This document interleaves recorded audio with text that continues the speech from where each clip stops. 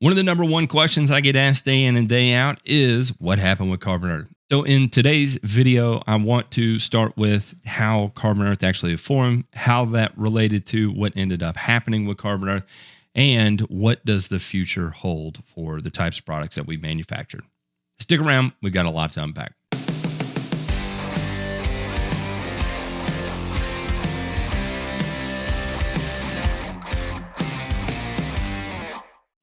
Carbon Earth began as a concept. Anybody that you could talk to that was with us during the formative stages, the idea of Carbon Earth was a pilot plant, right? Where our two main objectives were to show market viability and show demand. And so everything we did with our formative plan organization was designed around that concept, right? That in the short amount of time, how can we show as much demand as possible and also get as much material out there as possible? And so that's what we sought out to do. And that's what we did when we were out knocking on doors looking for investors. And that's ultimately what we ended up finding. And for those of you that have never been part of a startup, when you're going out and you're knocking door to door, pitching an idea, pitching a concept, it is incredibly fun. Listen, I fell in love with residential lawn care in lieu of sports turf or golf because of the hustle. And startup culture is very much a hustle. I mean, it is the epitome of a legal hustle, right? And so if there was anything that drew us in, it was definitely that go get it attitude at whatever you have to do to get the job done. And we loved that aspect of it. I think the part that shocked us and probably shocked a lot of people that was with us was indeed in a relatively short amount of time, we were able to show that there was a viable market. There was a product that was viable and there was demand for the product. And when I say it caught everybody off guard, like we thought it was going to be a longer ramp up period than what it actually turned out to be. And truthfully, it was kind of a whirlwind, a roller coaster of emotions, right? Because I mean, really, we sold our first bag of fertilizer in March of 2019, and then by the end of Q3 of 2020, the business was gone, right? So. And we sold a lot of fertilizer and we made a lot of fertilizer. And when we were in the formative years, in the formative planning stages, again, that whole concept of being a pilot plant was, let's put the money into being able to support the demand of the product. And what I mean by that is, instead of having a larger cash runway, what we opted to do was scale the size of the equipment one step up. So that way we had a bigger pool, a bigger data set to pull from to be able to show market viability and demand, right?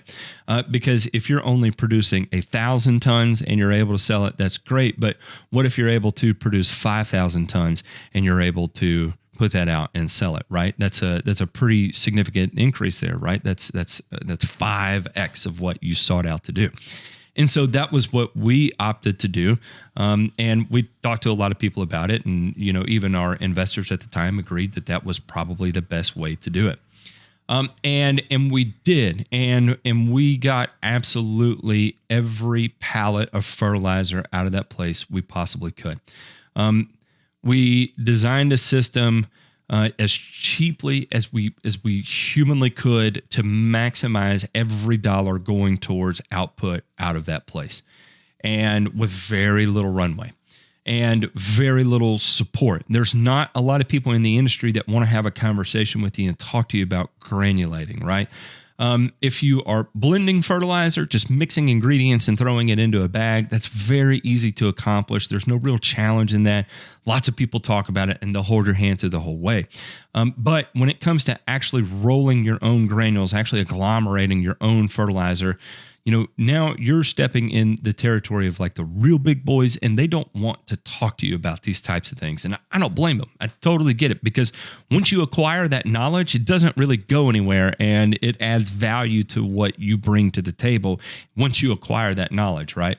And so it's not that I blame anybody. It's just, you're kind of out on a limb when you are entering the commodity space. And I'll give you another example of when you enter the commodity space, because at the end of the day, a fertilizer is a commodity, right? That there is pretty much a set price that you get to sell your product for. And you're somewhere within that set price space. And because of that, you have two options, right? You can either manufacture at a larger economy of scale to be able to work and have the appropriate profit margins to have a successful business within that profit margin space. Or you start tacking on extremely large premiums onto your product, right? And sometimes you have to do a little bit of both, right? Because if you're way too premium and all of a sudden, you're selling a bag of fertilizer for $80 a bag, well, you just narrowed your market viability, your demand, your product viability significantly, right? Whereas if you kind of meet the balance in the middle, then you can still capitalize on market demand and on market viability and demand. And so we scaled the plant with every dollar that we possibly could, with that intent of being able to manufacture at somewhat of an economy of scale and also not price ourselves entirely out of the market as well. And then, I think the next part that nobody was really prepared for is when you commission a plant, the variety of things that can go wrong. You put a lot of faith into equipment manufacturers when you give them your engineering design and then they start construction, especially when they have to make changes to construction. And I got to say that we were there through the construction of a lot of these materials, but what we weren't there for was with a pocket full of experience where we could show that those design changes that were implemented could come back to bite us in the long run. And so there was a lot of that to sort through because we didn't have anybody we could talk to. Because we were a bit out on a ledge. Let me go ahead and explain this on why we closed. And COVID was weird. COVID was weird for everybody. It was weird for lawn care operators. It was weird for us. It was weird for fertilizer suppliers, especially on those first days because it dipped so low and then it hockey sticked right back up. We never did really feel the pressure of COVID, right? Our partners felt the pressure of COVID in their outside industries, but we never did really feel the pressure of COVID. But we noticed it changed a lot of the way that we communicated with our partners, and by partners I mean investors. And it began to get weird, but there was never really any question that things were going sideways or south, right? And in fact, we had some really good conversations that we thought were very positive, and that's actually how we viewed it and read those types of conversations. And so when we went to issue a bill payment and the accountant told us that the account no longer existed and we had no more access to it, we were stunned. And that was in September of last year. And that totally caught everybody off guard. And, kudos to John, because John is really the one who had to deal with this. But, we had 17 employees at the time. And I'll give you an example. One of them's wife had to have heart surgery. And when they have a heart surgery scheduled out, for 2 months in advance, and you have to go to work and tell them that not only did you lose your job, you've lost your health insurance, and I don't know what to tell you on how to handle that.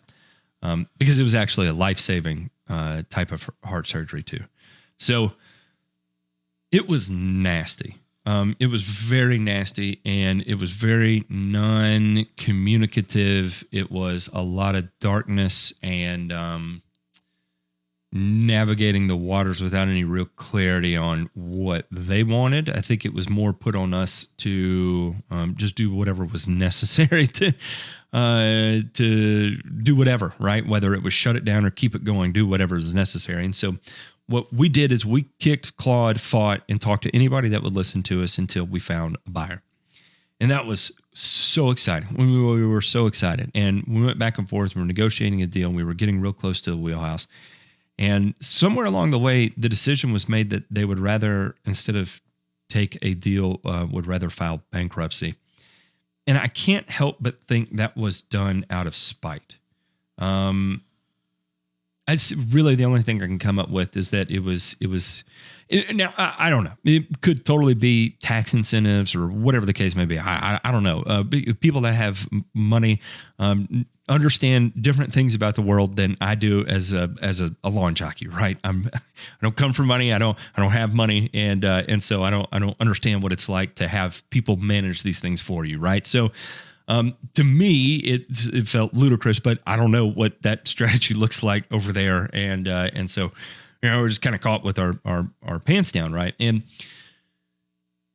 so that was crippling. But where I was ready to check out and we just start over from another place. John Borden still to this day, is very much invested in keeping things alive, and so we did. And here's the thing. It took us 3 years of planning in order to get to the point of construction. And really, we built a multi-million-dollar granulation facility in 6 months, where it was a wooded lot that we cleared, concreted, went from totally ground up in 6 months till we sold the first bag of fertilizer in March of 2019. That's not normal. And that's really a testament to the grind that JB put into this.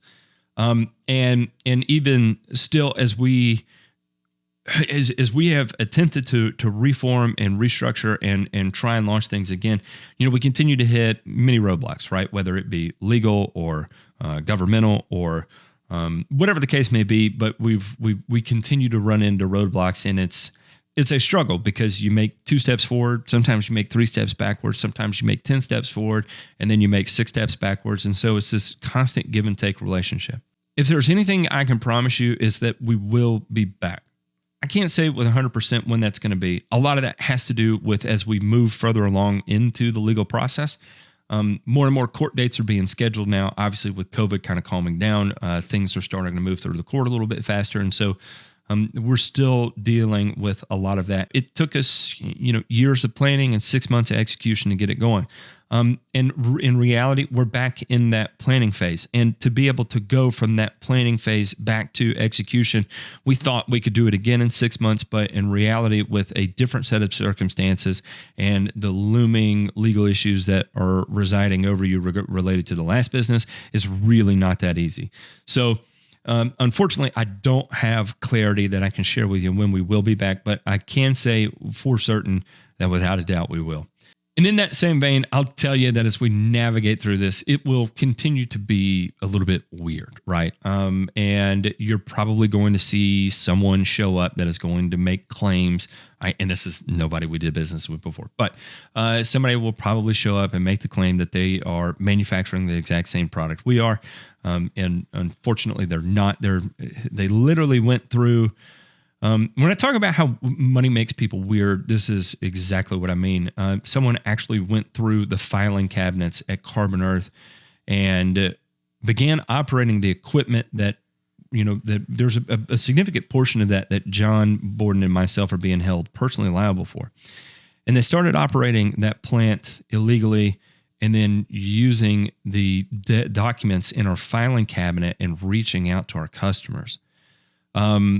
To make the claim that they were manufacturing our product and trying to sell it to them.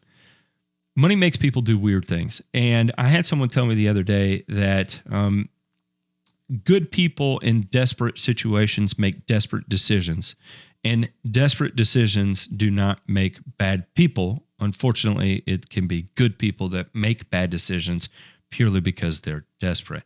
It's kind of a circular way to say that was likely the situation that person ran into. Otherwise, it just doesn't make sense why someone would do that, right? That just doesn't make sense ethically, morally, or even the legal risk of doing such things. So I get it. And I understand desperation too. And that's, where we were in September and October and November and December. And since then, at least where John Borden and I have been able to find footing and still scratch that entrepreneurial creative itch that we have is through Subvert, obviously, he and I went and moved to that direction and took over, converting that from just a raw material supplier to a full-fledged liquid fertilizer manufacturer. And then beyond that, like I said, if we have an idea, it's something I can take to John Borden, and John Borden really gets off on designing the project around that. And then the next piece of that has been the project with soluble powders and the partnership with a lawn supply company, Ryan Nord, to be able to bring that to market as well. That's a lot of fun. So again, as we move forward, we're not done. We will continue to take our expertise and what we have learned in the marketplace and design products and put them into the marketplace. We will continue to fight and kick and scream and claw to bring back the company we already built once and do it a second time and do it bigger and better and badder than we previously did. And most importantly, I want to say sorry to everybody.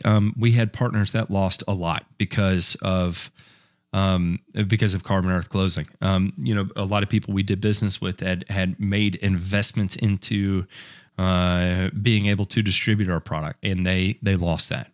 And big. I mean, you don't even understand how sick a company closing can make you because of the rippling effects that it has. Our product vendors that are selling hundreds of thousands of dollars of raw material that all of a sudden aren't going to get paid on it because everything was just gone overnight. That part I will never get over. I will never ever get over what that experience is like. Losing the employees that put just as much effort into this as you did, I'll never be able to get over that as well. But you take it, you build on it, you learn from it, and you go again. And that's where we are, and that's what we're doing. So I felt it necessary to go ahead and share with the community what exactly happened, because I do get asked so much. And I'm sorry I don't have a whole lot of information on what's coming up in the future related to granular fertilizer, but we are active back at it in the liquid space, soon to be in the soluble space. And we look forward to bringing just some really, really cool stuff back to the market. Y'all have a good one. Take it easy.